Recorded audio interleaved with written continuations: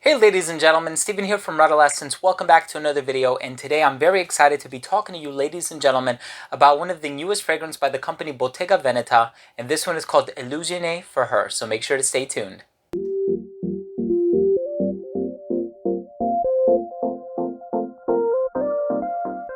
So again, this fragrance was released in 2019. I purchased this one off of the official website. In full disclosure, I did buy this for my mother, but I did spend a little bit of time playing around with it and wearing it just to sort of get a feel for it. If you are new to this channel, I would love it if you could support this channel by clicking the red subscribe button in the corner. This way, whenever I do upload future reviews, it will get delivered straight to your feed. You never need to worry about missing any of my content, but please allow me to deliver value first, so please wait until the end of the video to subscribe to my channel.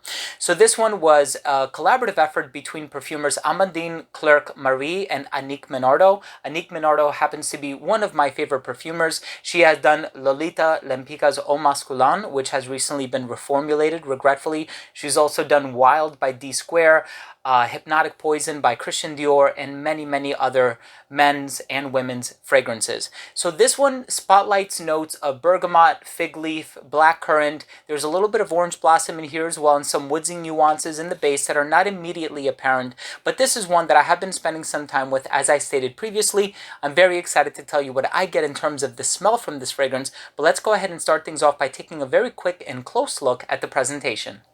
So the presentation for this one is pretty nice. It almost has like this blurred out floral print, just has the name of the fragrance and the name of the company in the front, and of course the size and concentration at the bottom, and this one is Eau de Parfum. The serial number is punched into the box on the left hand side on the very bottom here if you're looking to authenticate your purchase. The bottle for this one is also rather nice, just has the name of the fragrance and the company here in the front. The serial number may be located on the bottom of the bottle, and it's printed in black ink, and that's if you're looking to authenticate your purchase, and it should also coincide with the serial number that is punched into the box. The cap for this one is shaped like a ring. The cap for this fragrance clicks into place very securely. You can pick this one up from the cap, and the atomizer for this fragrance is slightly pressurized, but the distribution is a bit narrow. Let's continue with the smell. As soon as this fragrance opens up, you are going to get a fruity / herbal nature from this fragrance. Certainly, one of the spotlighted notes is the note of fig leaf, and I think the fig leaf is counterparted with blackcurrant, which almost gives off like a cassis feel. For those of you who don't know, the raw material of blackcurrant is not actually fruity and juicy. It can actually come across smelling a little bit musky. Thankfully, I don't get much of that in this fragrance. It opens up mainly fruity, a little herbal, and for those of you who don't know, the fruity nuance in here is not coming from fig because all fig in perfumery is a fantasy note.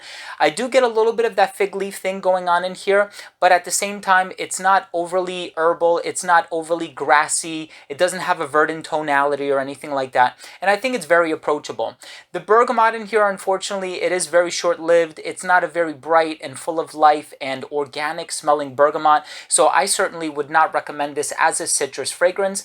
As it starts to dry down, there's actually something in the dry down that reminds me ever so slightly of Dolce & Gabbana Light Blue for Her, which of course is a very popular fragrance. Everybody and their mother has smelled it, and this one kind of veers in that direction, but it still puts a unique twist on it.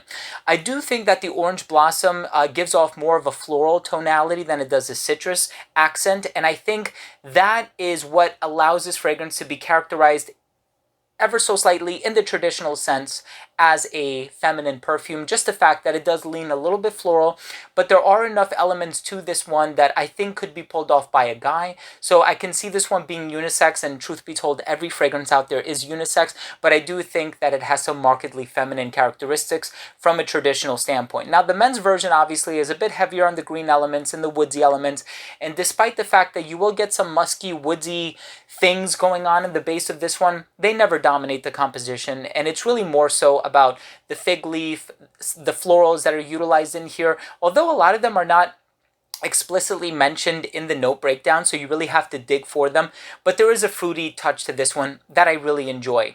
Now, one of the drawbacks of this fragrance, of course, is the performance. So on my skin, I got about 5 to 6 hours, which of course is subpar. It's less than preferred. I was sort of hoping that that juiciness that's in the opening kind of sustains itself into the dry down, but I was a bit disappointed when I noticed that it wasn't as long living or as fulfilling as I expected it to be. But ultimately, this is the type of fragrance where as long as you can find it discounted online, you can afford to spray it a few times throughout the day without necessarily compromising or breaking the bank.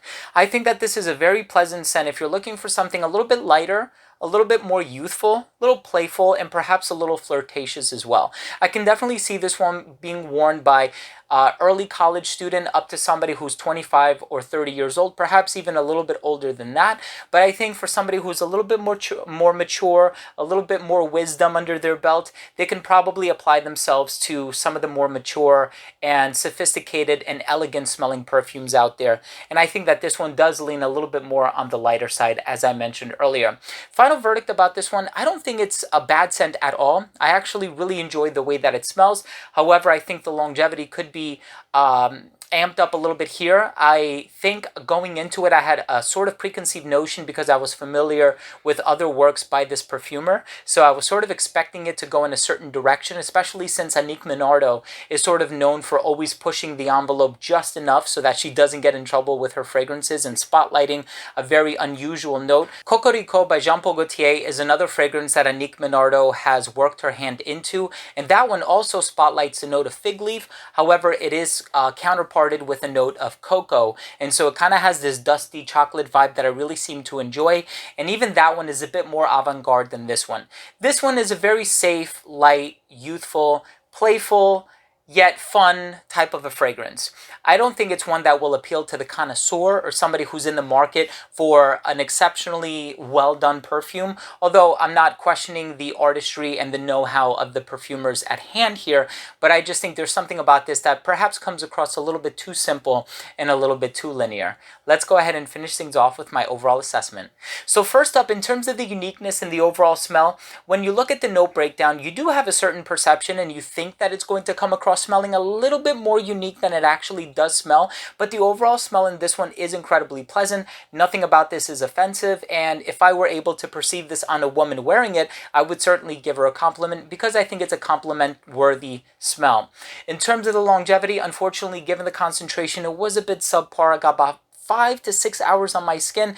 Sometimes it reached a little bit lower than that, so maybe in like the 4.5 hour mark. Projection on this one was really good on account of the citrus elements in here, so it projected really well for the first hour to hour and a half, and then it did start to sit much closer to the skin right around that 5 to 5.5 hour mark, as I stated earlier. And unfortunately, given the fact that the citrus utilized in here is not very bright and vivacious and organic smelling, that was a bit of a disappointment for me. In terms of the versatility on this one, I do think that it's pretty versatile. I can see this being dressed up or dressed down. However, something about the fun, playful, youthful nature of it kind of puts me in the mindset of a casual perfume. So if I were to wear something dressed up, I would probably wear something with a bit more oomph to it. This is one that I can see being worn in the hotter weather, and I can see this one being worn by somebody who's a bit younger, but of course these are just right. And I do think that there's a unisex element about this one as well. In terms of the presentation, I really do enjoy the presentation. I like the color palette, the color of the liquid inside the bottle, the cap, just everything about it is really nice.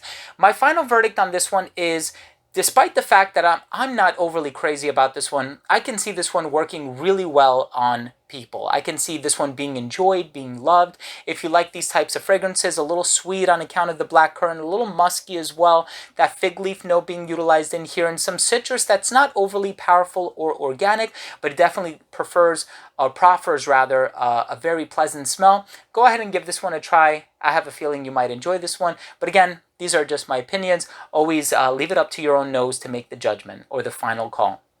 So there you have it, ladies and gentlemen. Thank you so much for tuning in. That was my review of Illusione for Her by Bottega Veneta. If you own or have tried this perfume, I would love to know what you think. Please leave a comment down below. Also, as I stated earlier on in the introduction of this video, if you are new to this channel and you took something of value from this video, I would love it if you could support this channel and what I have been doing for the past 7+ years. It's easy and it's free. All you need to do is click that red subscribe button in the corner.